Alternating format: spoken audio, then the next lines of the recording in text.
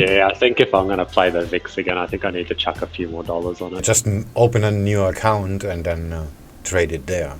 Then you'll have your limit, which is the VIX at its normal level. Just calculate the size, you're gonna get margin called below that level. Yeah, I think I kind of tried to do that, because I think you explained it to me when I did it, and then I just got greedy.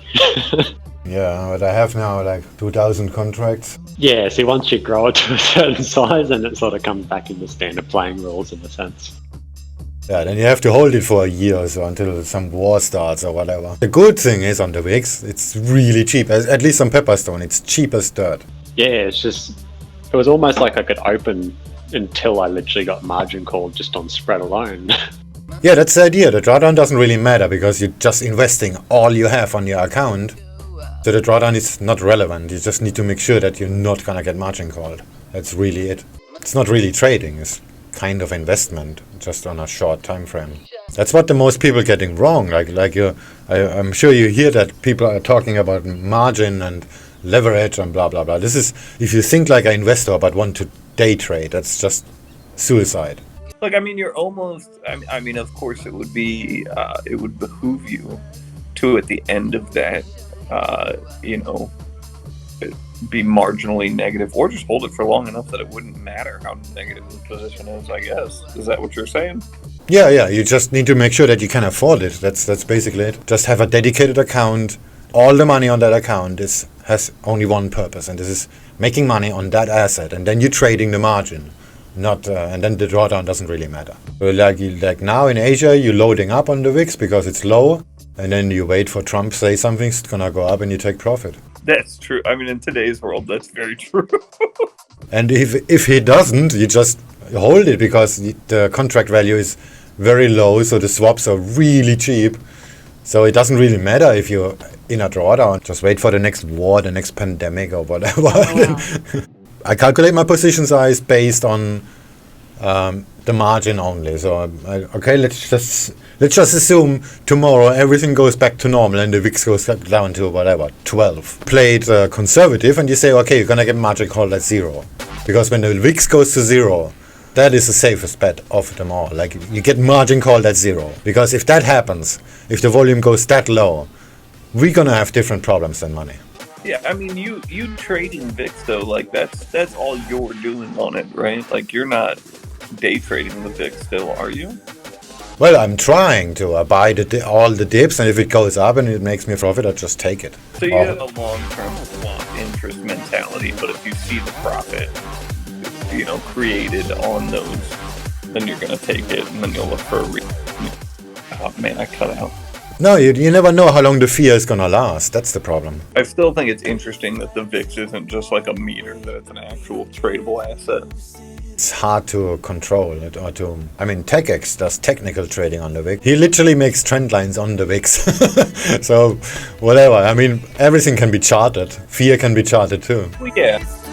I mean, that's like saying that, the whole fallacy of randomness, that even any computer generated numbers in a random format are not truly going to be random. I mean, it's kind of like saying that, because you're basically saying like the mentality of people, the processing power of the traders that are behind the movements in the VIX, it's never going to be purely random. So you're just assigning algorithms to it. So it's possible. Yeah, that's true. There's some universal stuff like the Fibonacci numbers and stuff like that. These are universal things. This has nothing to do with the markets. And if you apply it to mass psychology, that's just so gonna work. It's just strange to me because it's almost the nature of the VIX, the volume index for how much is being traded is as asinine an asset to actually be traded with money as saying, like, if you could trade COVID cases or COVID deaths or progression with money or any other, I don't know. I just don't understand the money going in and out of it. We talked about this before very shortly because it's kind of pointless, but it just seems like one day somebody decided, like, okay, the VIX is a chart, and all of a sudden we as a broker are going to allow you to place bets on that chart. And it's like, that's as asinine in my opinion. It's an asset of an asset. I don't know, it seems a bit rabbit holey to me. It's an isolated instrument. It's not really related to anything. Why do you assume that the movements of the VIX are random? No, we don't. Yeah. So I got in halfway through the discussion and I heard you saying that it's amazing that TechX trades it technically and he draws trend lines. And I'm saying, why not? Yeah, that's our conclusion. That's because there is no real random on this planet. So if I want random, I have to go to another planet? Is that what you're saying? You'd have to go to another plane of mathematical existence. So you need heaps of psychedelic drugs. It'll take you there. You kind of, well, not equal. That'll probably take you closer to mathematics and algorithms, honestly. I mean, the discussion devolves into even, the concepts of infinity and countable infinity and uncountable infinity and imaginary numbers and just kind of all this mathematical bullshit, but there's no such thing as random. The only thing that's random is that there random function I use in my computer programming language. No, it's a good example actually, because it's not random. It's just what the computer thinks is random is based on hardware. Yeah, it's funny to think that the first person to program, a function to produce a random number had to write an algorithm to produce a random number, and therefore the number wasn't random. Right. How can you prove that the world isn't random? Math, like a supercomputer generate, let's say 10 to the 10th to the 10th power line of digits, just single digits continuously. Yeah, if the line is long enough, there will be a pattern. That's basically it. If this number chain of random numbers is long enough, there will be a pattern. Well, you could just take this one as an example. If you look at just existence itself, solar systems, star constellations, anything, why does Fibonacci numbers exist? Like the golden ratio and things like that. It's not a random occurrence. Right. There's been very popular algorithms to solve like a general basis of it, but then like even the closest things we have to random are basically just saying that we have not committed the infinite amount of time and processing power it would take to develop the algorithm pattern behind its randomness. Actually, that's probably really the conundrum, is it would take you an infinite amount of time and processing power to be able to produce something random, therefore it's an impossibility. Well, then you breach into the paradox of countable infinity. Unless you remove time. Because what's a bigger number, infinity or infinity plus 1? And that's where you breach into countable infinity, which is an extremely fascinating thing to learn about and look about. But it's not going to benefit you in life. You're just going to be like, there's no God, why am I here? Yeah, fair enough. It's interesting when you look at infinity, because I've never considered infinity to be a number. I just consider it to be a concept. I think that's something that perhaps many people interpret incorrectly as they try to visualize or imagine infinity as a number, and it can't be a number. It just has to be a concept, a theory. Yeah, it's just beyond imagination of whatever creates the infinity, hitting the limits of your grasp of reality. Or whatever, or the computer's reality. When computers do stuff that they are not supposed to do, like, let's just something very... Blue screen. Oh no, sorry, they meant to do that. They're meant to do that. So let's just take something that humans do, but a computer actually can't, like image correction, color correction on an image, or something like that. Okay, this is a terrible example, I admit that. Of image correction, like one of the guys I used to talk to offers true random numbers to anyone on the internet. He had the randomness comes from atmospheric noise, which for many purposes is better than the pseudo-random number algorithms typically used in computer programs. It's a black and white video that's been colorized using machine learning, and it is fucking full color, just as good as you can imagine. But yeah, it's done with an algorithm. It's not randomization or anything. Oh, this is actually a Finally, very all good CDN is example, moving. because digital cameras always see black and white. Okay, Yes, I'm going to branch that's off for a true. second here. So colors, this actually breaches into a different thing, which is our limited perception of reality. That's it. So mantis shrimp. Scientifically proven, right? Our reference to colors is only based on our own individual perception, meaning that my blue could be your red. And the way that this is very easily confirmed as a theory is to say describe blue without referencing any other color. So this train of thought was birthed when they took people who were naturally completely blind from birth and electroshocked their minds to create in the nerve receptors flashes of colors that they were then entirely unable to assign a name to. So your orange could be my blue, could be Fish's red, could be somebody else's yellow, and there's no empirical way for us to prove otherwise. I find I do it, like I've done a lot of meditation, a lot of mind exploring, and when you're in a perception of, say, your third eye, which you can see color, but it's not actually color, it's just what your mind interprets as the color. There are some colors that you see that you never see with your own eyes, and then when you try and revisualize that color when you're not under the influence of such substance or whatever, it's like almost impossible to relive what that color is. And then you try to think, what was that color? Like, what was I seeing? And like, it's not, because it's not anything by your normal perspective at that time. I've always wondered how blind people would react on stimulus like that, like you're saying, like they've taken people blind from birth and electroshocked them to create an image as such or a color, and they're unable to process what it actually is or define what it is. Exactly. It's the obsolescence and the limits of our experience, observations, findings, and discoveries in the universe that we live in.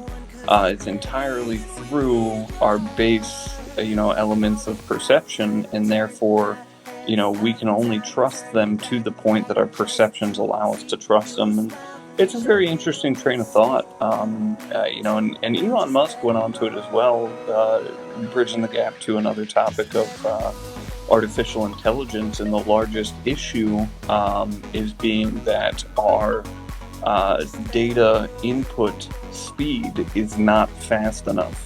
Fingers on a keyboard is not fast enough. I thought you were going to say something different there, but that's an interesting one too. So we cannot. We're limited by the amount that we can input data into an equation based by our physical forms and our perceptions and our limitations to do so, and it's not fast enough. And that's it's just a very interesting little rabbit hole that he went down on a talk one time. Yeah, that's neat. I would have liked to expand on what I was just thinking when you were originally saying that was Sure. I thought you were going to say like if we were to program an AI to look at something, for example, we can only program it as far as to look at as what we can perceive with our own visual perspective of the wavelength that we can perceive. Yet the AI might have a sensor, or whatever sensors are inputted into the AI may have a larger scope of wavelengths that it can actually read. So it could have so much more potential, but we would be unable to actually verify what we're programming as being correct or incorrect because we don't have the ability ourselves to perceive what the sensor could perceive to tell the machine. That's a very good description. That's the same with the photo sensor, like we talked before. Like a camera always films black and white, and the colors are just created by the offset and how the light hits the sensor. But the camera doesn't see the colors. We just imagine the colors in, basically. And the AI is gonna do the same, but the other way around. So they the AI gonna get to conclusion? We never gonna know because we cannot grasp them. Yeah, that's what I mean. Yeah, you're not going to know. You can't verify yourself whether something is correct or incorrect if you can't perceive that information yourself. Yeah, exactly. Yeah. There's a few Damn, that's a optical good illusions thought. out there which Crazy illustrate times this ahead point of very us. well. And they're black and white images, and then there'll be like a it's like a yellow and red, just a yellow and red blank color right next to it. And if you look at the black and white image and stare at it for long enough, so it's sort of burnt into your vision for the short time, and then you go look at the yellow and or whatever color it is blank image that's next to it, your mind will actually it'll fill in all the colors that you would expect to see on the black and white image in your mind. I'd have to find one. It's very interesting. Just to be funny with it for a second, you just explained why fish has a 7-second rule on looking at charts. If you sit there and you look at like divergence or a 1, 2, 3 or something like that, and you're looking at these still images that are like drawing this pattern for you, and you stare at that pattern for, I'll put a realistic time frame on it. Let's say you look at it for 10 minutes and you're reading all these things about 1, 2, 3s or dojis or whatever, and then you go and look at charts, you're only going to see 1, 2, 3s and dojis and divergence or whatever you're looking at. If you take then that in an objective way, and then okay, let's put a Fibonacci retracement there, and then you're gonna find some other support and some other resistance, and in the end your chart is gonna be full with crap and you have no trade at all because there's always something that's not on your side. So, but to go to the off-topic segue I had, just going down this intellectual, I always love coming to this conclusion with other intellectual people.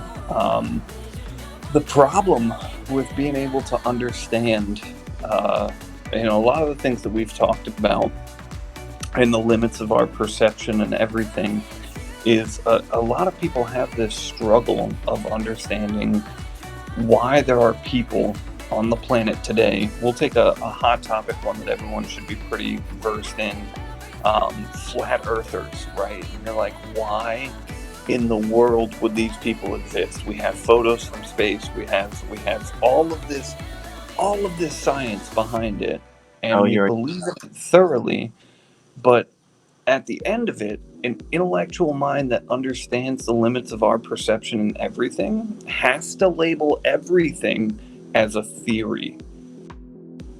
We understand that although, we may call this color red, or we may all say that the world is round, that we are viewing it through our perception, and that we can empirically prove that these theories are true.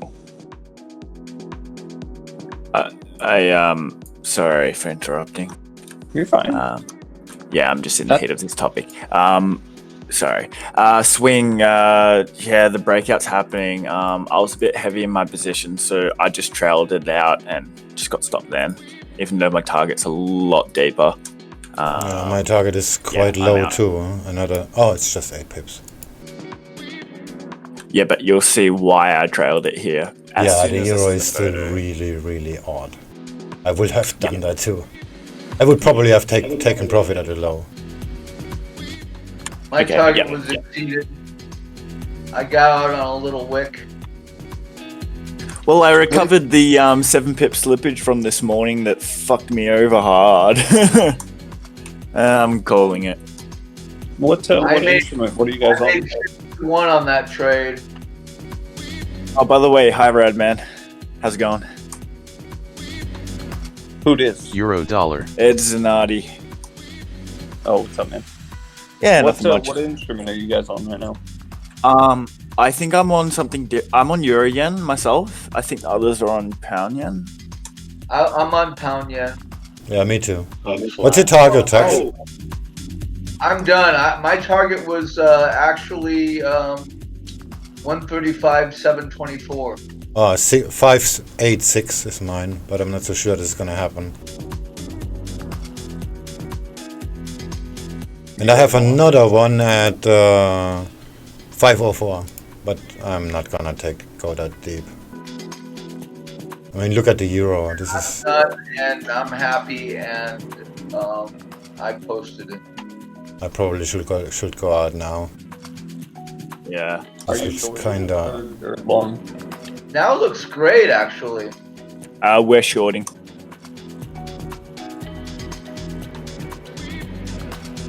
Now is the 70.5% retrace of that last move. Oh shit! Yeah, I haven't checked on that. Let me just do that right now. Yeah, you're past the 61A. Oh yeah, I passed it a long time ago. Yeah, my take profit is actually below the 76. Yeah, I should probably That take was profit a very here. musical exit. But on the other hand, the euro is just crossing the VWAP. And if the indices keep going down, this is actually could go a lot deeper. I'm just not so sure about the pound is playing ball or not. I'm gonna be getting myself a coffee and not worrying about it. Thanks.